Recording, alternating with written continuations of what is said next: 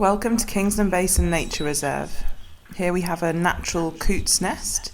They're using lots of aquatic plant material that we don't cut back.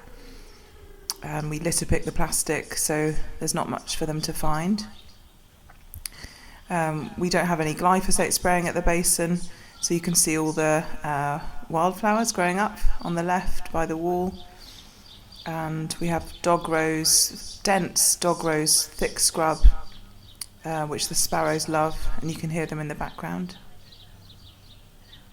But can't see. But can't see. We have floating islands. Here's the dense scrub. We have floating islands with lovely marsh marigold and other aquatic plants. These islands serve lots of functions. The plants on the top provide forage. Underneath, the roots provide habitat for fish and invertebrates. And the roots clean the water. We have a mosaic made by Hackney Mosaic Project. We leave calendula and herb robert to do their thing. Lots of ivy that we just propagated from some other ivy we had, so that's all doing nicely. We saved it from contractors who wanted to tidy it up and cut it right back and expose the horrible wall underneath.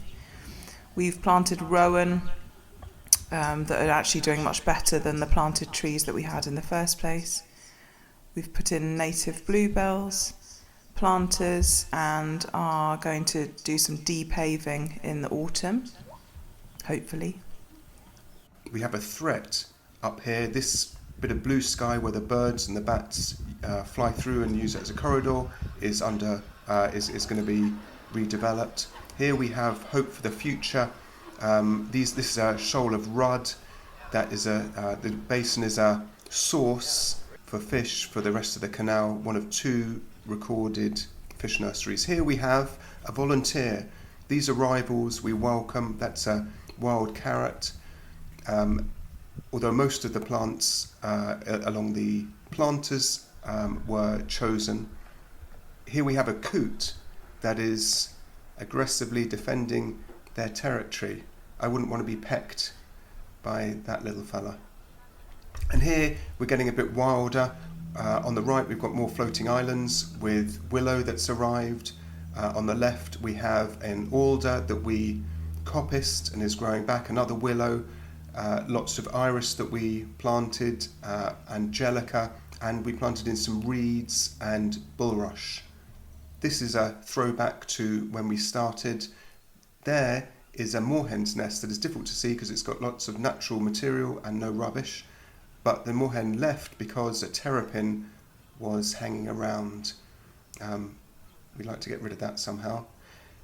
Water lilies, yellow and white, we plant in and we protect those when they're young with cages to stop the domestic ducks eating them.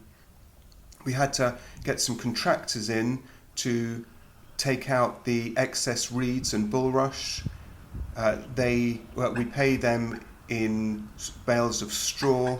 Looks like they're settling in nicely and they may have some young contractors to help out too. Thanks to the Swan Sanctuary and especially Jim from Overgrow East, who brought on his amazing bike this Harris fencing that's helping us protect the swans.